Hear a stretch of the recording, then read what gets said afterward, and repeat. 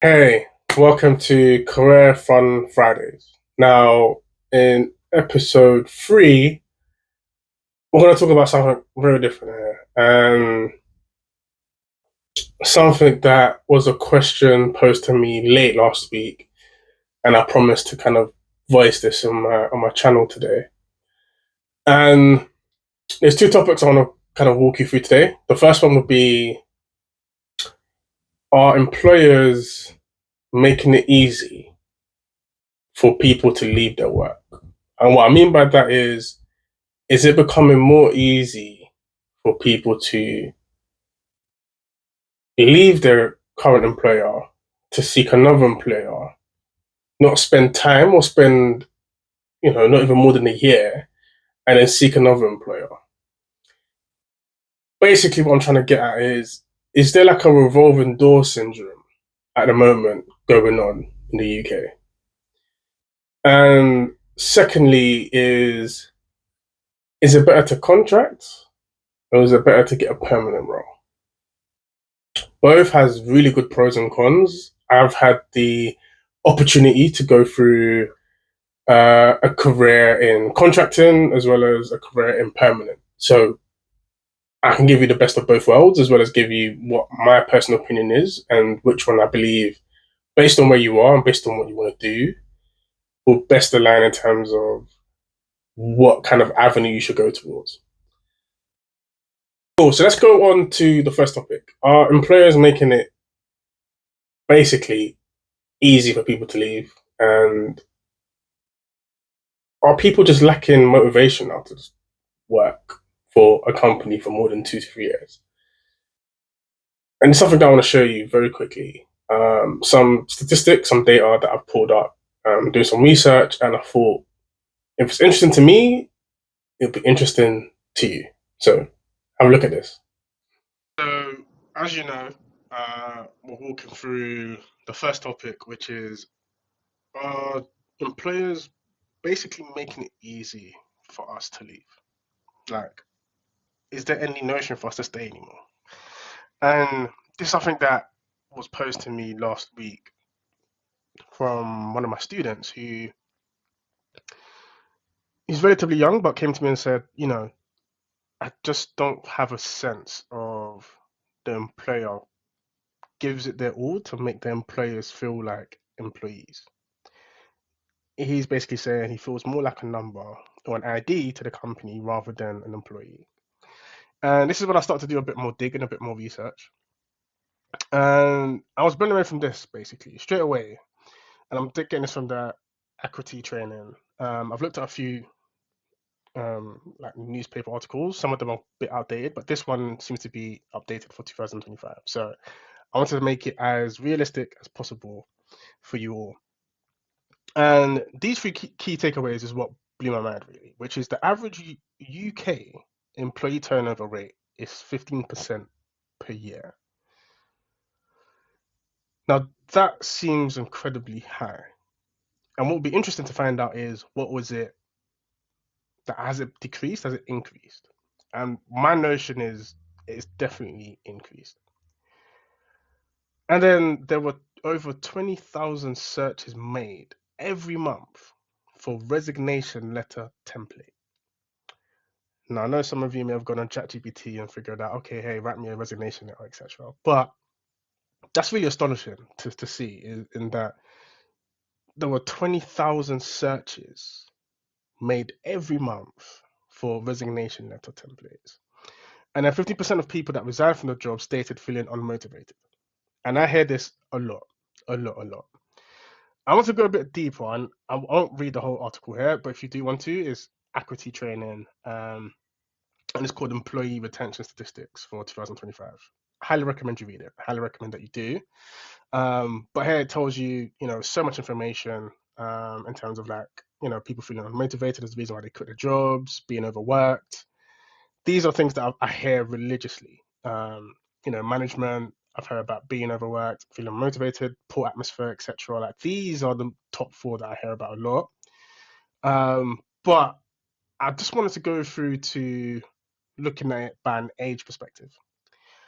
Now, I was more intrigued about the younger generation, so like 16 to 24, 25 to 34. And here you can see, I'm just looking at from year one onwards, you can start to see the decrease. The younger you are, the less time you'll be spending at your work environment.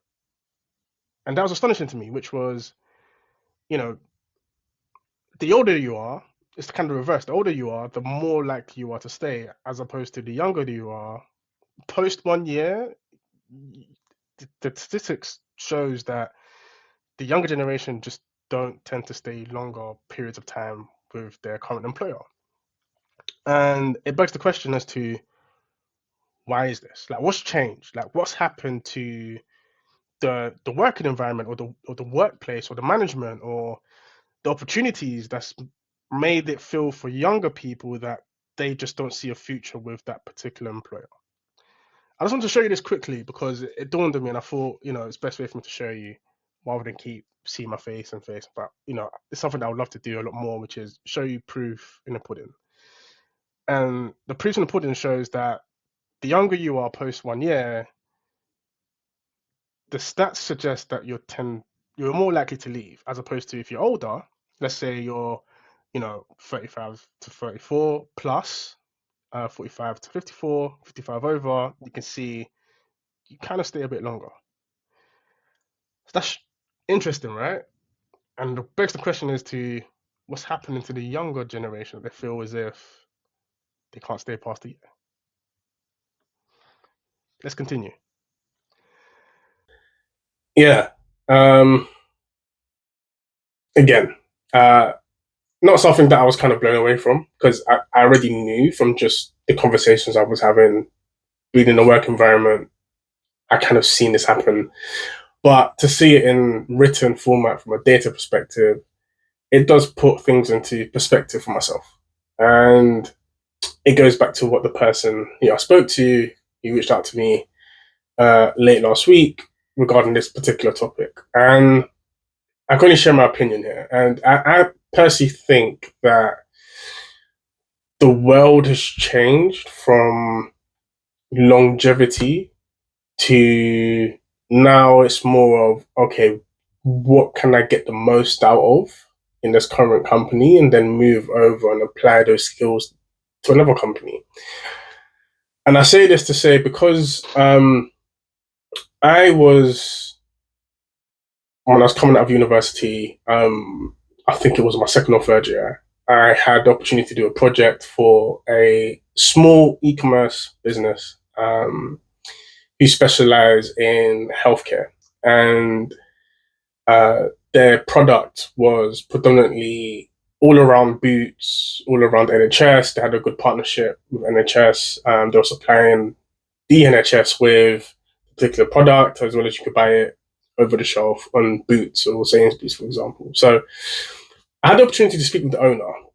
It was a project where it was, trying to help them with their e-commerce platform to kind of like boost conversions, more from not from a partnership standpoint, but from a consumer standpoint. So they want to kind of pivot more towards a B2C, which is business to consumer, or D2C, direct to consumer, more approach. So I think it was just trying to it was like a small project making an e-commerce look fancy.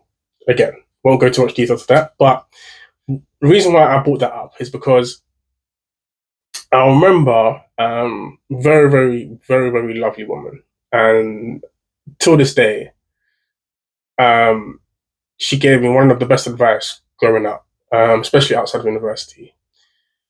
And she told me that, I was always fascinated by people who own businesses. I was fascinated by people who, start from zero and work their way up to six figures, seven figures. And she explained to me one thing is that, she learned by applying the 6 month rule. And the 6 month rule for her was, you know, don't stay in a job for more than 6 months. She said in the first 6 months, 2 to 3 months would be onboarding. the next 3 months is just you basically going on top of the onboarding. Basically, you're doing the work that they've pretty much taught you. Take that, leverage it, move over to something else. Take that, leverage it, move over to something else. Basically, in a year, you probably have 2 jobs. According to my logic, in 2 years, you have 4 jobs, right? So you see the kind of maths that goes into there. And when I was outside of university, I applied that knowledge, actually, to be honest.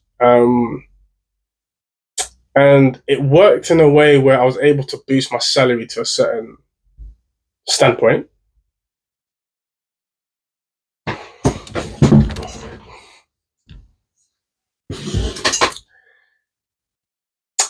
To boost my salary to a certain standpoint, and then I was able to pivot to another career, which is when I started my sales ops analyst career, and that was my first kind of big pay jump. I was there for 2 years, but I can kind of see the thought process here, which is from her perspective, it's worked for her, and she just wanted to apply the same knowledge to herself.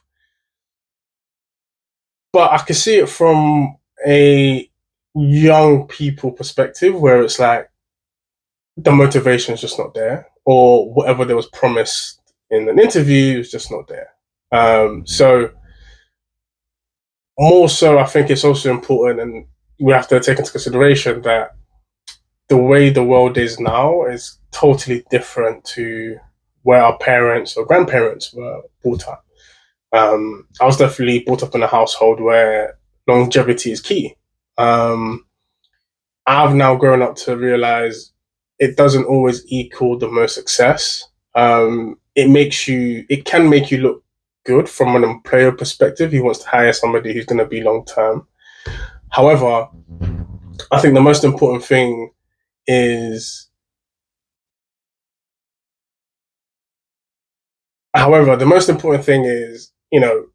are you putting yourself in the best position to, one, exceed in your role? And what I mean by exceeding is the skill set that you currently have. Does your role give you the opportunity to upskill yourself? Does it give you the opportunity to harness the current skills and go an extra level or two? And that's really important. And I think that goes back to one of the top four was lack of motivation. So when I asked this particular person, why do they feel as if they no longer feel motivated to work? The simple answer was, management, culture. There's not much progression.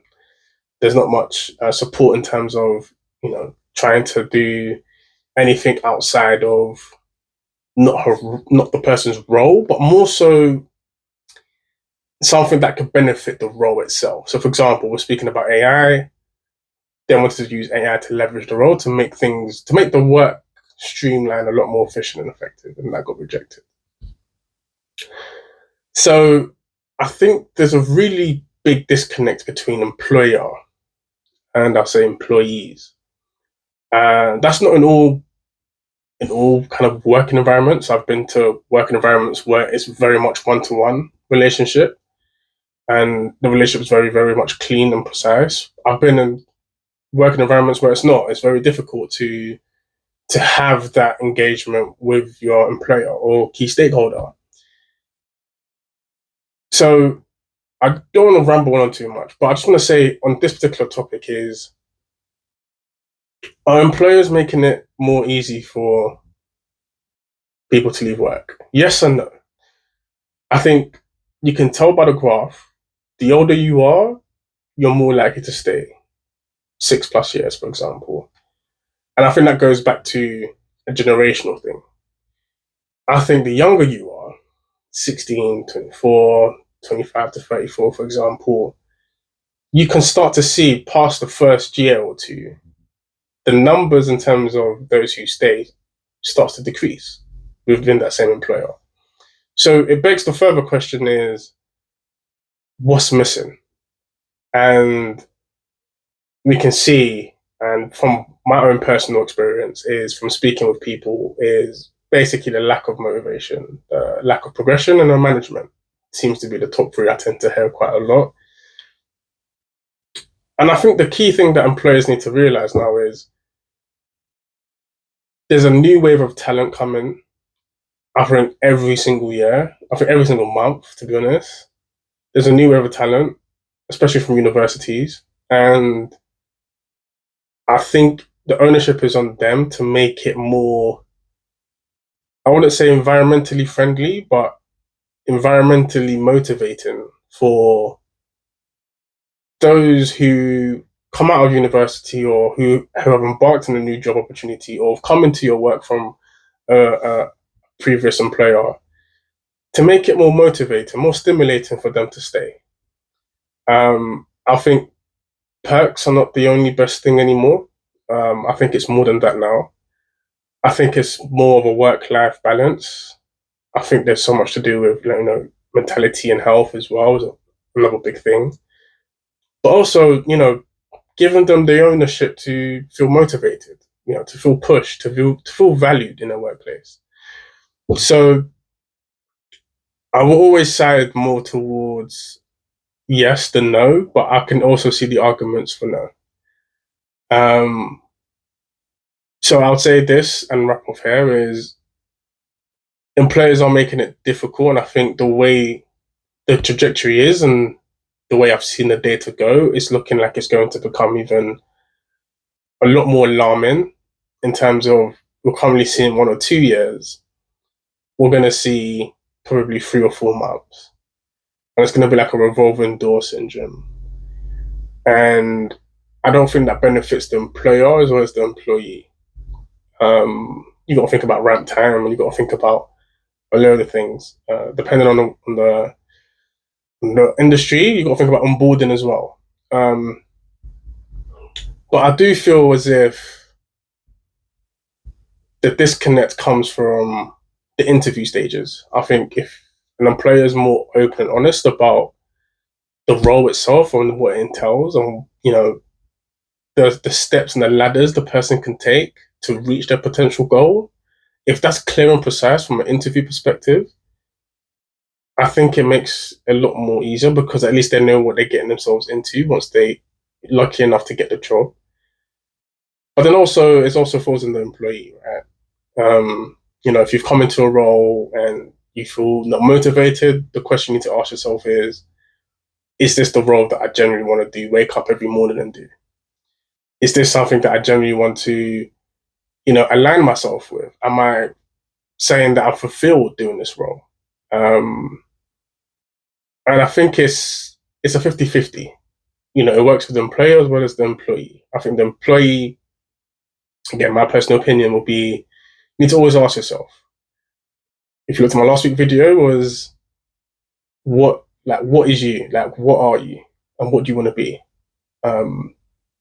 And I encourage you, if you are an employee, to realize that and decide whether or not this is the trajectory that I see myself in the next 5 to 10 years or 20 years. And as an employer, think of it as how can I make this particular role that I'm hiring for as motivating and stimulating as possible so that the person I bring on board, I'm not thinking about leaving within the first couple of months because I've made sure that I've built their plan so that they can exceed the role, but also perform at their highest ability and also feel stimulated at work. So that's the first point, which is, our employers making it easy for people to leave. Huge debate, and I'm not on the fence on this one. I know where I stand, but I'm curious to know, where do you stand? Put in the comments down below. Okay, so let's talk about point number 2. And this one is basically contracting versus permanent.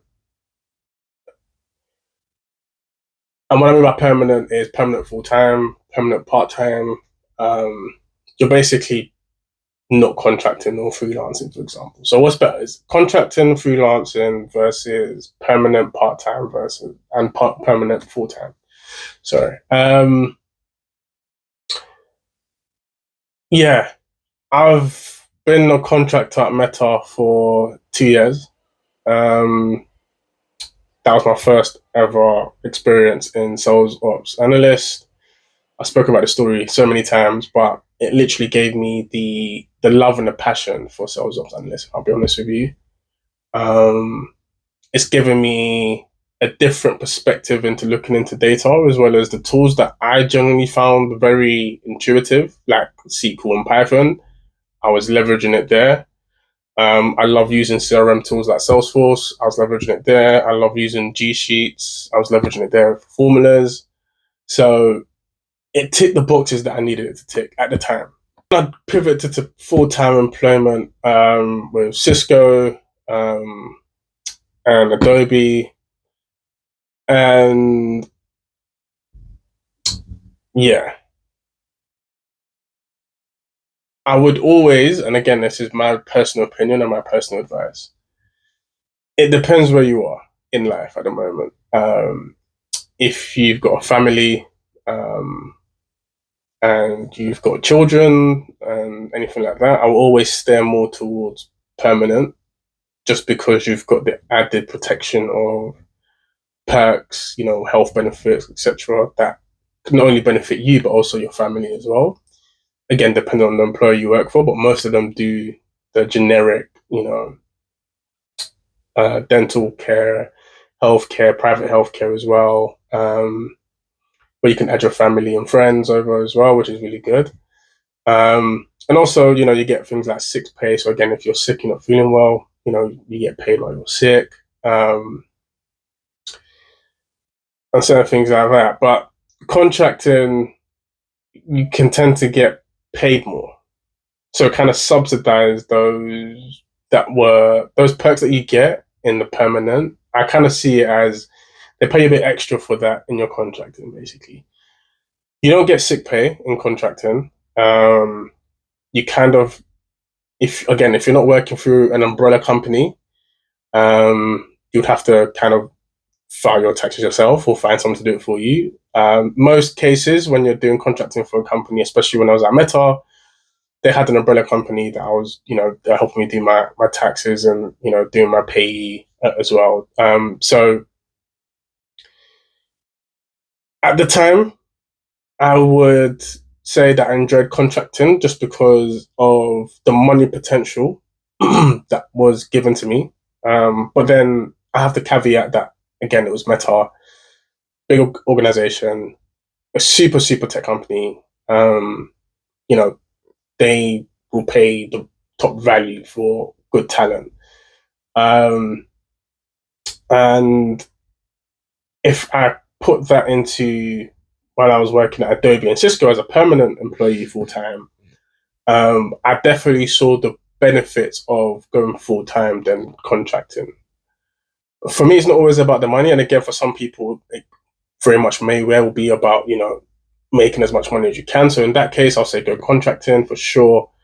You just don't get the added security of sick pay. You don't get the benefits at all.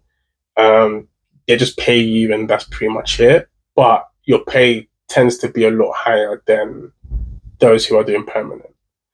Not in all cases, but again, the cases that, especially in the industry that I've worked in, that tends to happen quite often where the contractors will earn more than what the permanent employees do earn. But contractors are there for a limited time. So you can have like a 6 month contract, 3 months contract, 1 year contract, 2 year contract, probably 3 years contract, 4 years. It all depends on the company and what their needs are. I was on a 12-month contract with a year extension at Meta. They did the extension for another year. I decided to leave, I think, just before my completion of my 2 years, just because I just wanted to go into full time. And at the time, Meta didn't have the capacity to, basically, my org wasn't deemed as an important enough org to basically invest more money into. Um, so, so yeah, I went into permanent. And then 6 months in, I wrote them down to myself, what did I enjoy about contracting versus permanent? And the only thing I could write about contracting was the fact that it just brings more money to my bank account, but you you wasn't seen as part of the team, if that makes sense. And I had a really, really great management team at Meta. I've said it so many times, the best I've ever had.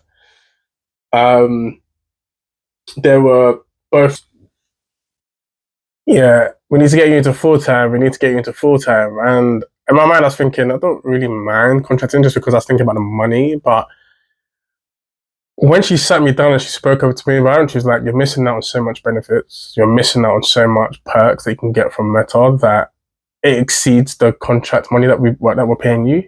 And when she broke it down to me in terms of like actual, what does this mean in terms of a pound value to what this means versus what you're currently getting, that's when I started to realize permanent is far better than contracting. Now, again, to my earlier point, if you have a family and you have dependents, I would highly recommend permanent. But again, if you're just, if you live by yourself or living with your parents or you're still young trying to find your trade, go contracting. It's a great way to just get your kind of like head in the pool, swim with the sharks early, and you get to accumulate as much money. Get to accumulate as much money. You get to accumulate as much money, and then obviously you get to invest and save as much as you want to as well. But yeah, I remember distinctively there was a huge push for full time at Meta with a manager. I didn't see it as a big problem, but then as I start to get a bit older, a bit wiser, I start to realize when we went through the numbers, it makes sense to do more permanent. And I'm going to lastly say the reason why I think permanent is a lot more intuitive, and I think it's a lot more ideal. Even if you're trying to stay in a job for 1 year or 2 years or 3 years, the benefits and the security you get is a lot more, in my opinion, far more greater than contracting, because you got to think about it. Contracting, you're there as a temporary stay, and it's more easier for a company to let you go as opposed to a full-time employment where they're going to have to pay you for a certain amount of, depending on how many years you've worked there for, but they have to pay you for a certain amount, right? In terms of the garden leave, etc. So again, different companies have different rules, but yeah, there's a lot more job security in permanent as opposed to contracting. There's a lot more benefits in permanent than there is to contracting. There was a lot more money to make, I would say, from a monthly. There's a lot more there's a lot more monthly money to make in contracting than there is in permanent.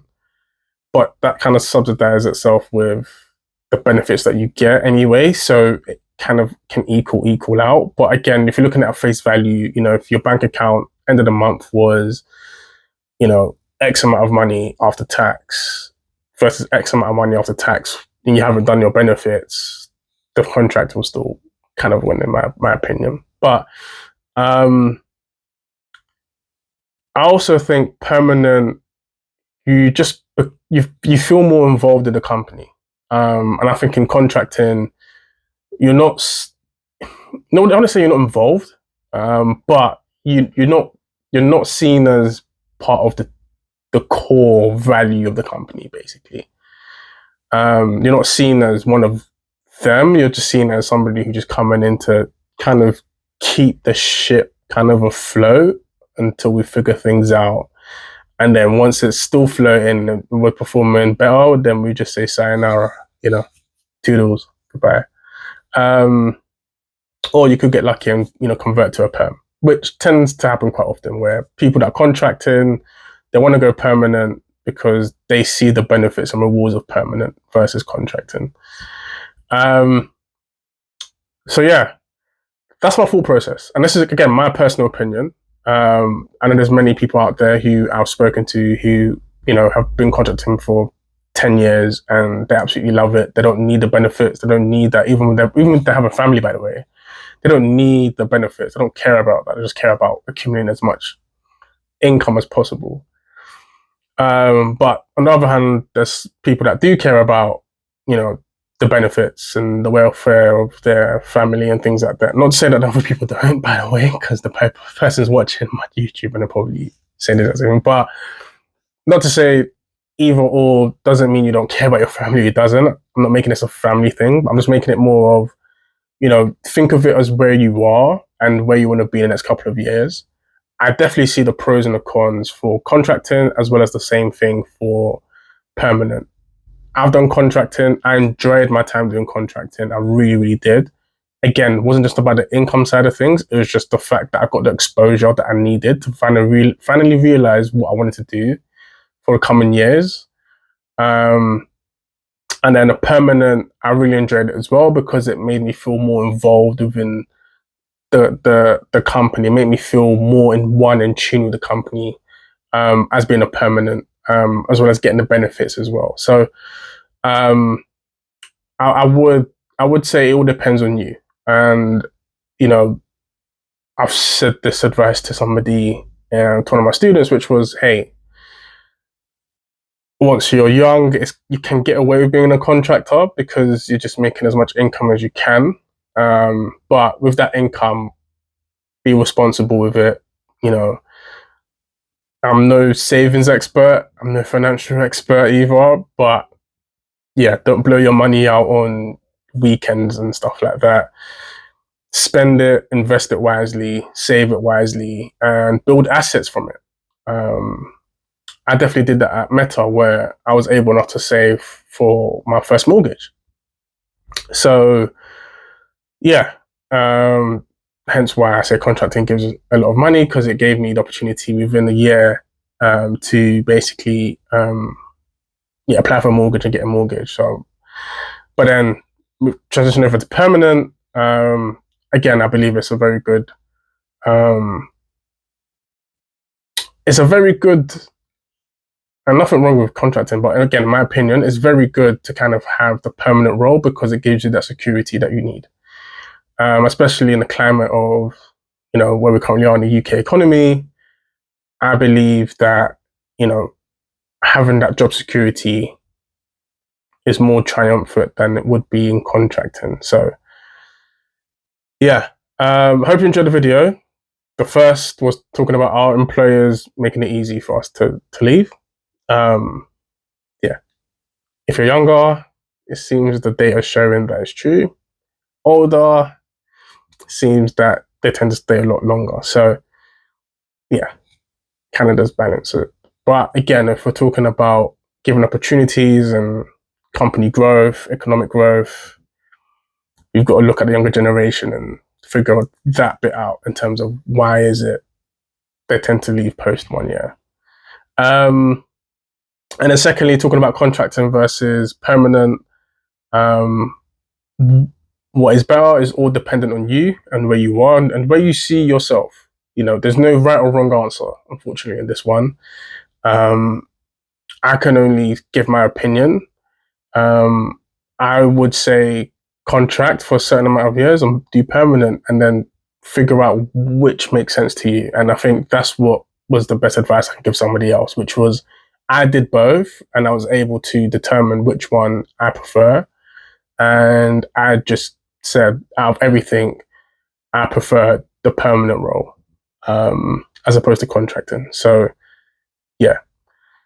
That's been AI with Fizzy, Career Fun Fridays. It's only been 2 topics this time, but again, I'm curious to hear, your comments. Let me know what your thoughts are. In your current employment, do you feel like, you're motivated? Do you feel like the management is just not with you? What I mean by that, not progressing you, things like that. And on the second part, are you contracting? Are you permanent? If he was permanent, would you move over to contracting? If he was contracting, would you move over to permanent? So yeah, keep those comments in, and yeah, eager to read and definitely share my opinion on them as well. But in the meantime, stay living with AI. Thank you so much for tuning in with Career Fun Fridays. Have a good weekend, and yeah, stay living with AI.